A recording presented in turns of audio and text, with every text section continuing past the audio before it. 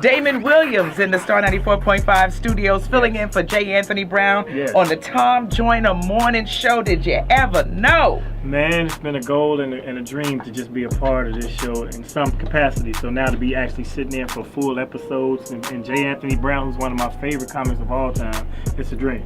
It's wonderful. When did you know you had the gift? The first time I went up and they laughed. Caught me by surprise. But I was like, okay, well, if y'all laughing, and I actually said, you people are really laughing. And I said, I cursed though. But I did. I watched it. I taped it, and I took it, and I let everybody see it, and I let my mother see it. And when I realized I cursed like that, I had to stop the tape because my mother saved, sanctified, filled with the Holy Ghost. She got keys to the church. So I had to clean up my act a little bit. Okay, all right. Yeah. And how old were you when that happened? 27. Wow. Right. So before then, what did you do? I used to own a Subway sandwich shop. Get out of town. Yes. At 25, I opened downtown Chicago. So, but it was pre-Jared, before he lost all that weight, so people went up on the Subway, before they came up with the whole Eat Fresh slogan, so the franchise hadn't taken off in the Midwest yet. And a challenge for a brother that's a comedian trying to make it. What's the biggest challenge? Just right now, name recognition. That's why I do stuff like the Tom Joyner Morning Show for any comic, not just myself. Or if you're in this industry, people remember that guy. He told the joke about the thing, and boy, he killed it. What was his name? And then my name being so close to Damon Wayans was also a little obstacle, but it's all worked out because I persevered. Yes, you have. Yeah. Now, class cut up, class clown? No. No, that's the thing. I mean, I was a prankster a little bit, but I wasn't like that dude that sought the attention or tried to make people laugh in school. I was a middle child. I was kind of quiet, so I kind of came out of my shell after adolescence. Yeah. And what did you do to get your butt tore out the frame? I know you got one good butt whipping one time. Yeah, that's funny too. Some friends of ours had a little skirmish with one of the guys on the block, and then so we all went and kicked in. There was some piping or fencing around their house, and we kicked in the house, trying to get him in trouble. Yeah. But his father saw us do it, and he told my stepdad at the time that he saw me, so he walked me down there to ask the man, did you see my son do it? Like, oh my God. And he whooped me all the way back down the block. And it was so funny because I tried to run, but he was a big dude, so his belt was long. So he could reach. Wow! Right, exactly. I look like Toby. You didn't do that again, did you? No, I didn't do that. So you probably did something else, though. The first time I ever had an opportunity to meet you was many years ago, and you were doing a show with I told you about this Michael earlier. Collier, maybe? No, it wasn't Michael Collier. It was, Mr. Coordinated.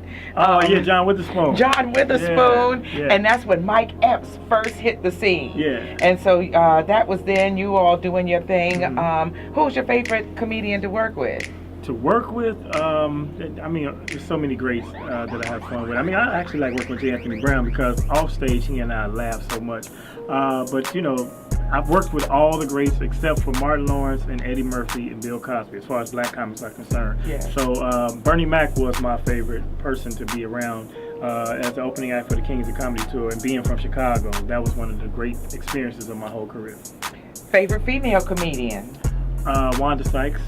Okay, Wanda Sykes, but also like a comedian named B Flat, hilarious. There's another upcoming comic named Chastity Washington. I love female comics, so some more. We tour together. The list goes on. Cheryl Underwood is a good friend and a very funny comic. Ellen DeGeneres is funny to me. Oh yeah, she is, and she can dance. Can you dance? I can dance a little bit. Can you step? I can step. I'm from Chi. Yeah, all right, because it's I'm not from Chi, but I like to step. And I know they're coming up here with the stepping and stuff. Oh yeah, we're working on our stepping game here. We got some folks that are doing it hard. And the funny thing is, we are right now live on the Tom Joyner Morning Show. Yeah, so did we say that? Let me see what they're doing. See what's going on. We don't want to miss nothing. We good. We're good. Huggy was just on. Yeah. And so that was the fun. Celebrity Snitch. Tom Joyner family reunion. Wow. You killed it. Oh, You yeah. killed it on Saturday night. I had fun, and that's a good environment. Anytime, everything Tom does, it brings out the best people. And a family environment, the family reunion, it's like the best of our people. I mean, it brings out the best of us, the camaraderie and the communal aspect of the crowd. So I just tapped up on some things that we all talked about and all, experienced, and it was a fun time. And Reverend Al was sitting right behind me, so I saw him in the audience laugh, and I Yes. just talked to him on the show. So that was a good moment as well. Yeah, it was nice. Let me tell you something. Reverend Al gets into it. He was in front of me at the show. Okay. And so, yes, he does shake his groove thing just a little bit. He got just a little bit of shake in there, but he enjoys himself. Yeah, and when the Jacksons were on, he was waving his arms with him, and that's on my Instagram, and our Instagram is Damon Williams Comedy while we're talking. Yeah, let's make sure you get that in because we want folks to know. Indeed. So, dream project.